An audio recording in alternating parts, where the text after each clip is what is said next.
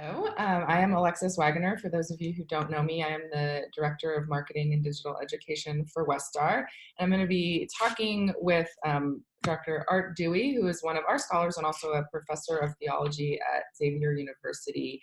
And he literally wrote the book on the Passion, inventing the Passion. And what I'm kind of trying to do with some of these conversations that we're going to be having over the next few weeks, I'm calling it responsible resurrection. And so with the idea of helping us as we come in, those of us in a liturgical Christian tradition, I guess, coming into the Lenten season and Easter and going into the Passion Week and all that sort of stuff, kind of helping us think through some of these things that can be problematic in a lot of different ways. And we'll get into that a little bit here. So talking to start off, kind of talking about how Jesus' death was remembered, which is actually the subtitle of the book. But and I'll put a link to that in the notes when we post this, so people can get it for themselves. But yeah, so to kick it off, Art, we talked a little bit about that idea of invention and what you actually mean when you say inventing the Passion. So I'm just interested to hear in your own words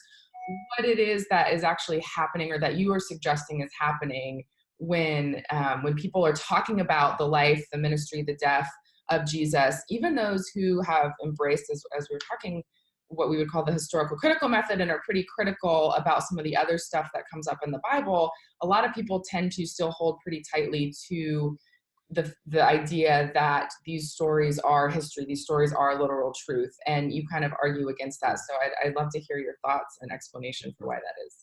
Well, thank you. You remind me of a license plate I saw when I first came to Cincinnati many years ago. It said, "God said it, I believe it, and that settles it." And unfortunately, not just people who are literalists who read the Bible assume this to be the case when we got to the Passion, but also many biblical historians.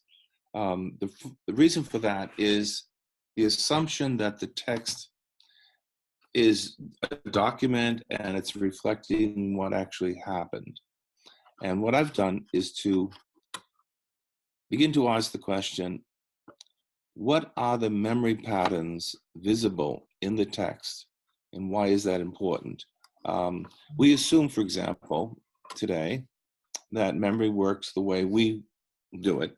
And unfortunately, for many of my students, their memories are not working at all because they're not even trained in their memories. Their memory works as long as they have their phone or their computer. Yes. Now, some of us who are BC, that is to say before computer, had some angst moments of memory, of memorization, because we never knew how to do it. In fact, the ancients did. And the key in this is, of course, the ancient society is primarily oral. 85% of the population are illiterate. 15% can read, only 5% read manuscripts. Wow. Okay? And yet, how does a society function if 85% are illiterate? And the reason for that is that they do have technologies. And the primary technology is the technology of the memory. Now, what does that mean?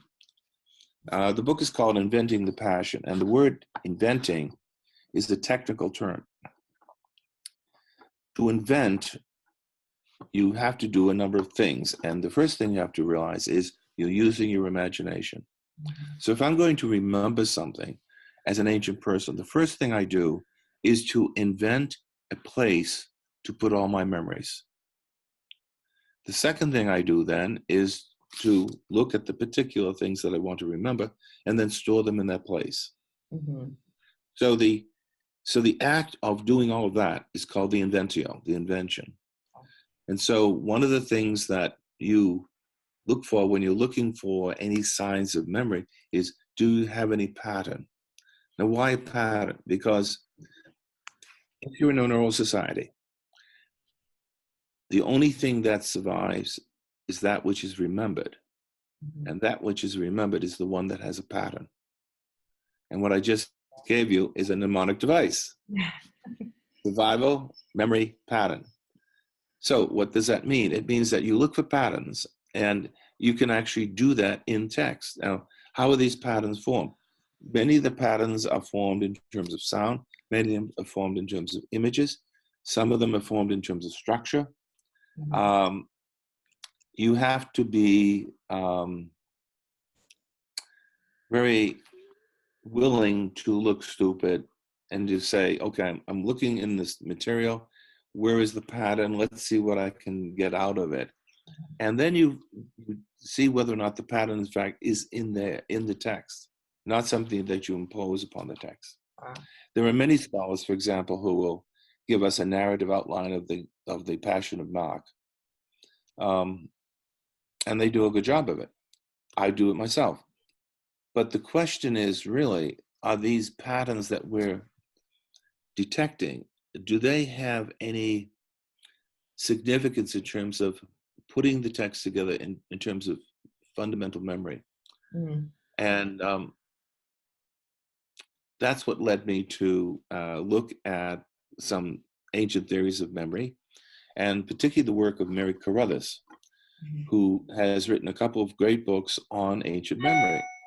And she uses the terms such as inventio, that she uses the understanding of the place.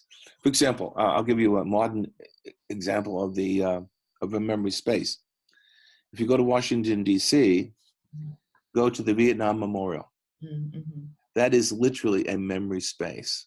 Yeah. That is not only where people put the names, but that's where they put their memories. I remember the first time I went, I couldn't go there right after it was built. I had too many friends there. But then when I did go, and I found out where the names of my friends were, I would go to that spot. I would touch the name, and memories would come back. Yeah. You know, and it's a remarkable device. Cicero in the ancient world, for example, would compose a speech by going to a building with many windows and arches and things, and he would sound out what he wanted to say, sound out his argument, and place portions of it in different windows. And when he spoke in the Senate, he never wrote anything down. When he spoke in the Senate, he would remember the place, the window. And what it allowed him to do, if something had happened in the debate, he could literally move from, instead of going to A to B, to go to A to D, and then back to B, or whatever. But he had it already there. And that's what inventio is. It's not only creating a space, putting things in the space, but it's also, when you use it, you take things out rhetorically for specific reasons. So you're not taking something out simply because you're giving the facts. You're actually taking these out in order to deliver a story. And the story then can vary, even though you have very similar memories. Yeah. So you talk a little bit about how these building blocks of what we now know as the Passion narrative were in place, I think, centuries before Jesus, before the story as we have come to know it.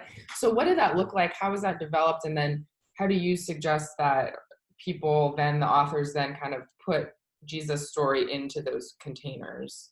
Okay. Well, the work was done by George Nicholsburg back in the early 70s.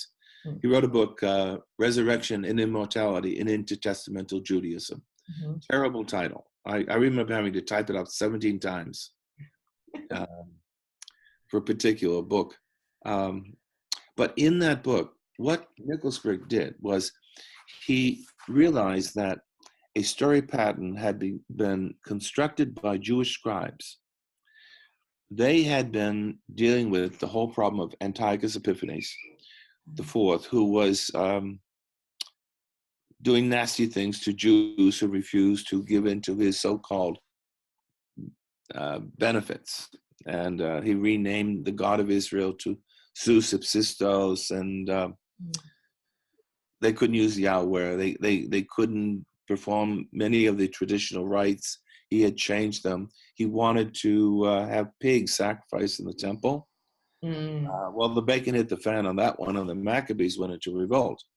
But because people refuse, at least the pious people, Antiochus had people killed. They literally got it in the neck for refusing to dishonor the tradition. That raised a big question, and at least to the scribes. These people who were keeping the covenant did so because they believed that God had promised them that if they kept the covenant, God would be with them. God would protect them. Where was God? And so the question of theodicy immediately arose. Mm-hmm. And the scribes came up with two responses. The first response was the notion of resurrection. So this touches your responsible resurrection. In fact, resurrection was a response to the question of innocent suffering. And basically, it was, in apocalyptic terms, that God would eventually send probably this heavenly figure to bring justice.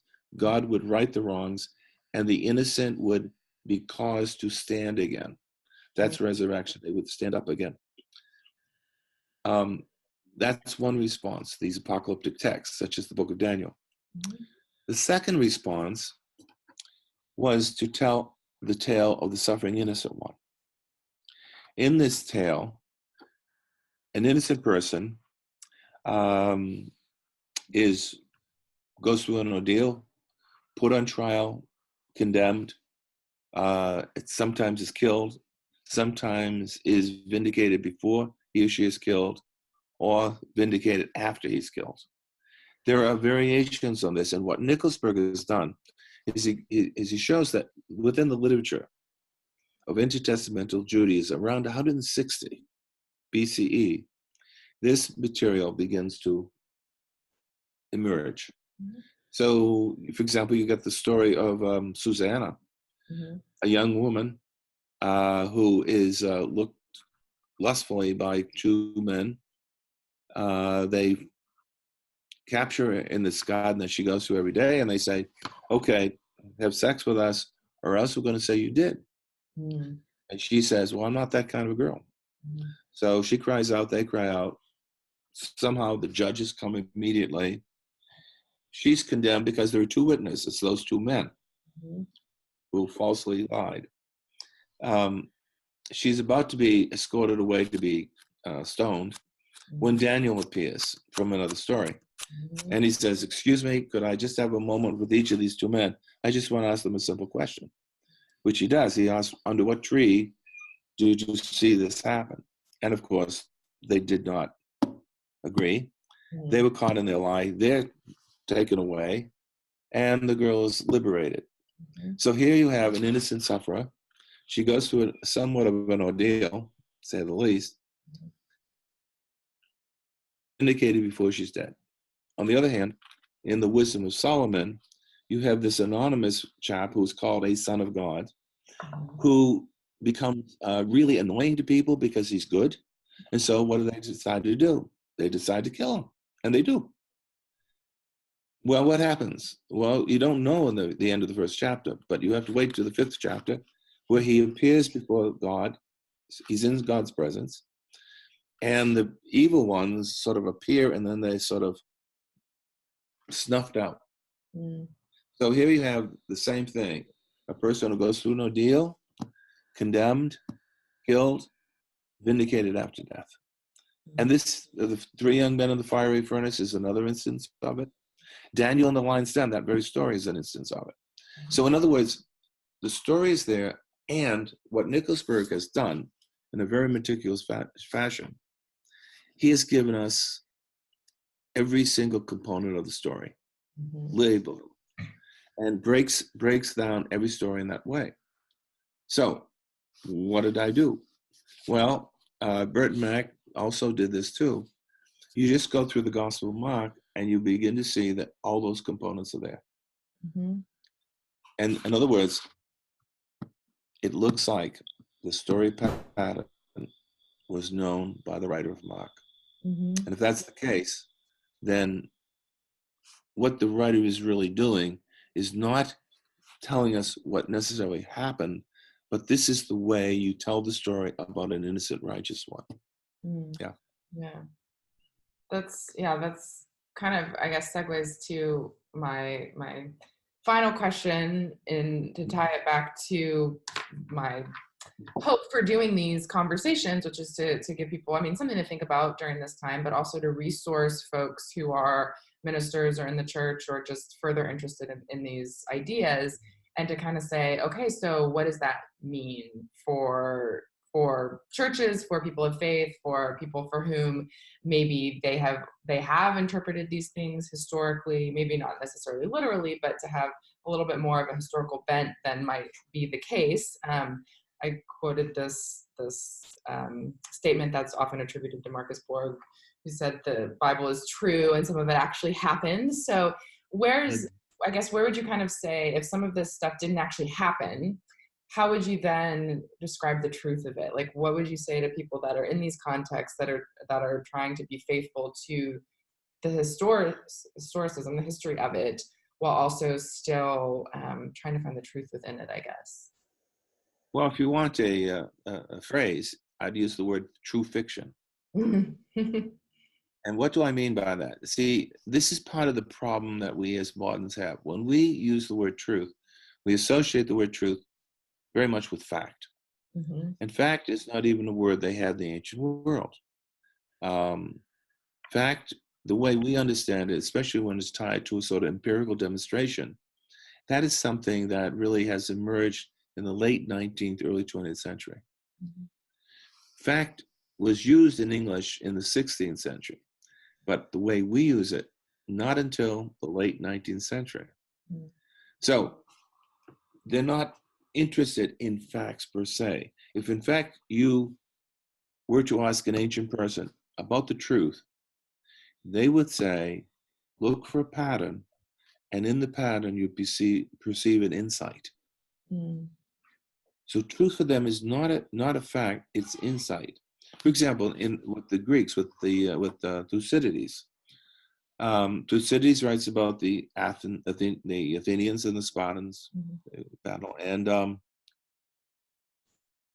he's an Athenian, and he says he's going to write what was likely to have happened, likely, Mhm. and then he gives us a chapter about the Spartans' war council.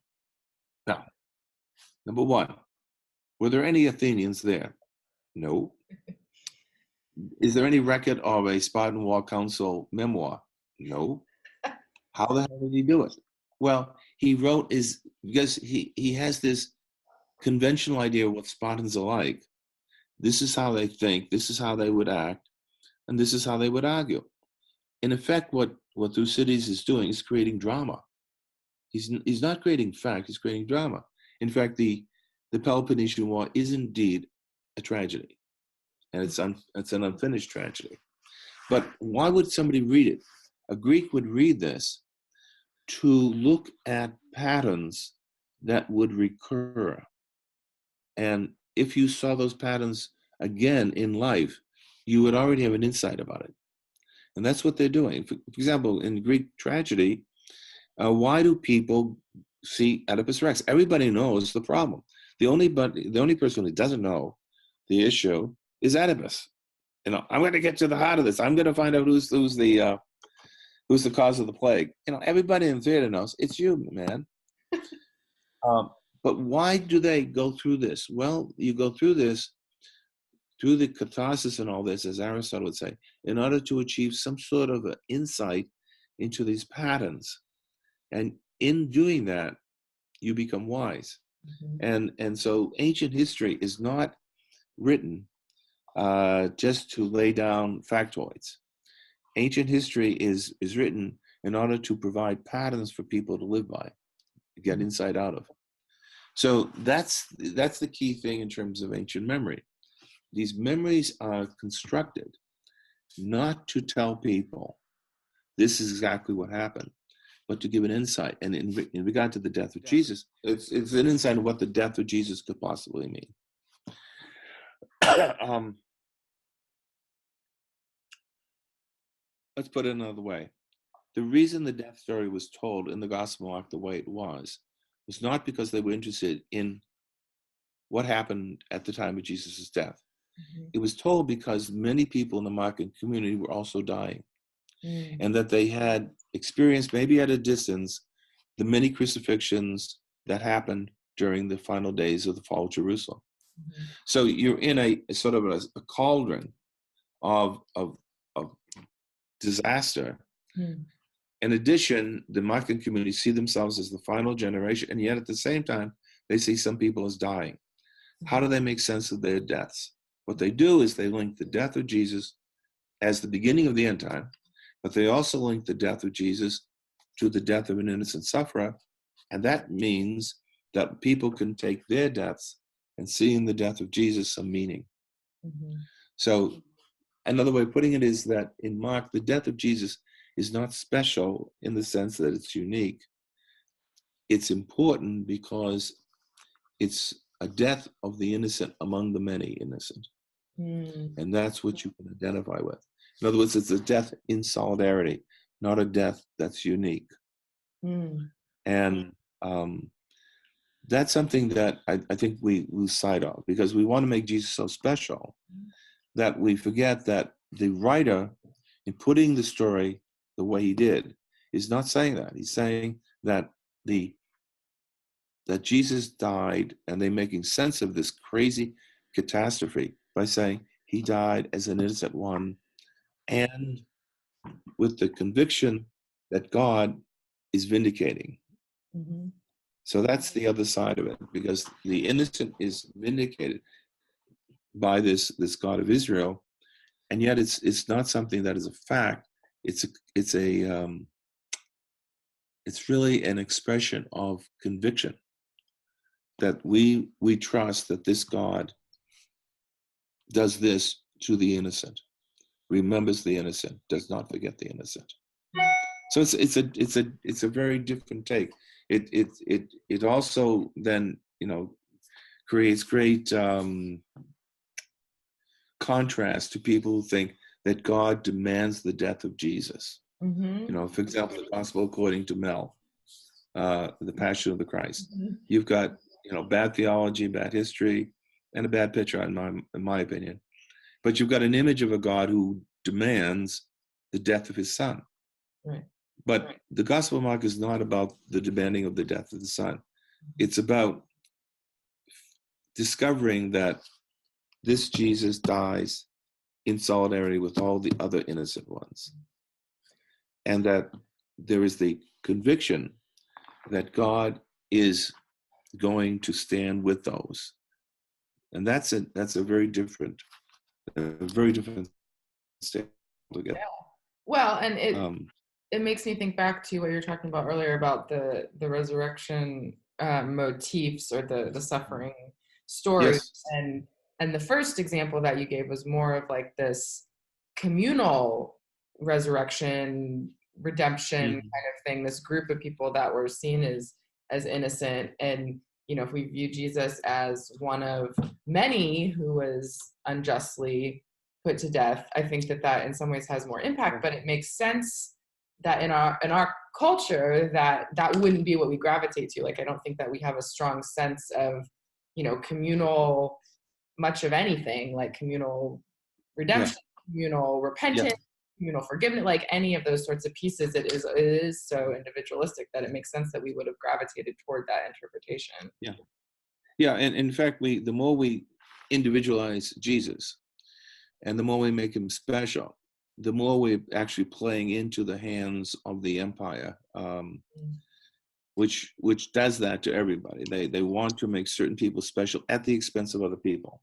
Yeah. And what I'm trying to suggest by this is that the people who are reading the death of Jesus or imagining the death of Jesus this way are trying to say, no, this is he doesn't he's not special at the expense of somebody else. In fact, we're trying to deal with the fact that the empire has put this person to death. The person has been shamed. This person his memory has been reduced to nothing.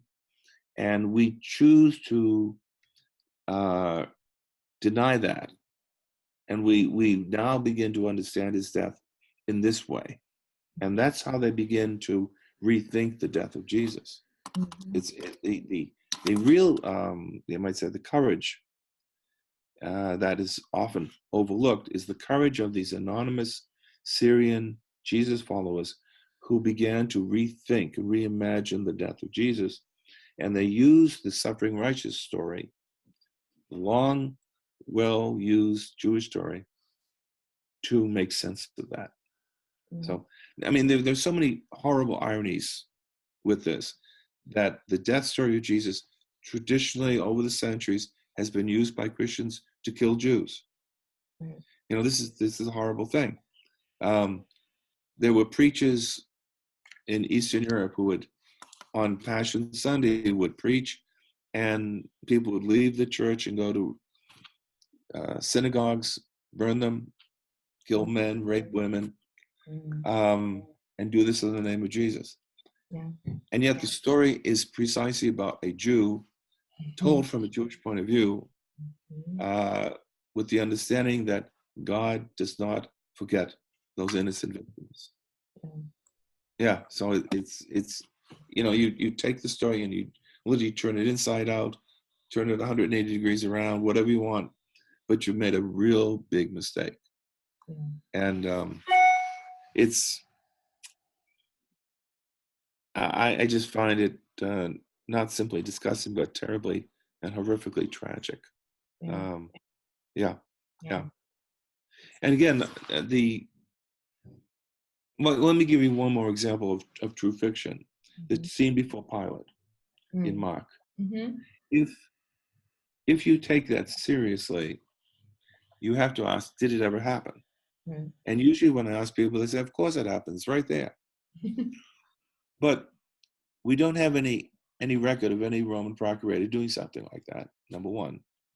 Number two, it would be a sign of weakness if he did, and the Romans don't want to show weakness. Number three, this is an element in that story pattern. In the story pattern, there's always a possibility of a trial, and there are helpers and there are hinderers. And here we have an example of that, as well as some indication of innocence. And this is what that scene is really all about. In addition, it's ironic that the people do not choose wisely. And it's written that way. From Mark's point of view, the people make a mistake. So the long-standing irony, of course, is that modern people, when they read that, they simply assume it happened. But in fact, Jesus had no right for trial. Pilate would not be interested in it. He was notorious. He killed over 2,000 Jews in his 10 years as procurator. Jesus didn't count. So that the scene would ever have happened is ridiculous. But it is there because it's a true fiction. And what's the true fiction? It shows to listeners what it means to be under oppression. The oppressor determines the terms of the question. In other words, asking Jews, which Jew do you want to kill? That's Sophie's choice. Yeah. True fiction. So it's true, probably never happened. Well, stimulating conversation. Thank you, Art. I could talk about this forever, but I will leave it there for the sake of everyone who is hoping to get something out of this. So thanks again so much. You're welcome. We'll talk soon. Bye-bye.